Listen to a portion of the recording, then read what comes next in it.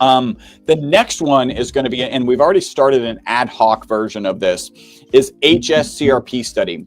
The reason we started this is because a Dr. Lane Young came to our booth. We had a booth at A4M Longevity Fest in Vegas this year. A4M is American Academy of Anti-Aging.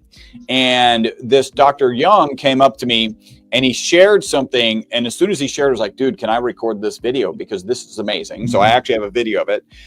He said, Chris, I don't care if you're male, female, pre-surgery, post-surgery, cardiovascular disease, otherwise healthy, your product will reduce HSCRP, elevated HSCRP, into normal ranges in 4 to 8 weeks. And his particular example was he had a client who was sitting at 9, and that's actually a scary number, and I'll explain that here in a second. But he was sitting at 9. His protocols didn't move the needle, got him on our product. 4 to 8 weeks later he's at 0.9. Under 1 is normal range, was good range. And you actually want that even lower.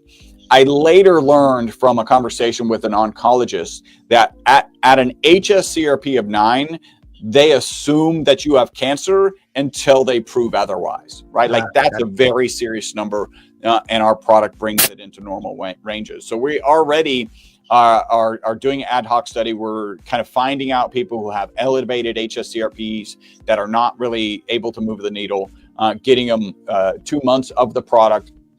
And then we're doing a follow-up, and there is a small piece that's related to sleep part of the study. So you're almost reversing it. Okay, these are the results. How do we make those consistent based on what we actually can research based on our studies to make sure, okay, this is actually scientifically proven it does work for this?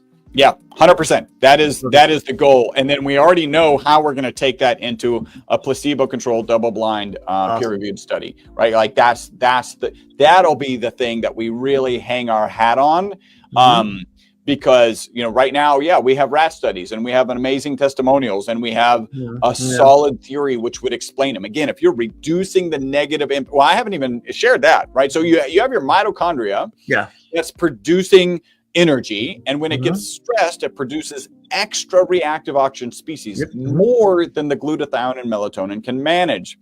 We know from peer-reviewed published research that this ESS60 molecule gets into the mitochondria. We also know from way back in the 90s, it can hold, we talked about this earlier, it can hold up to 6 negatively charged particles on the exterior of the soccer ball cage.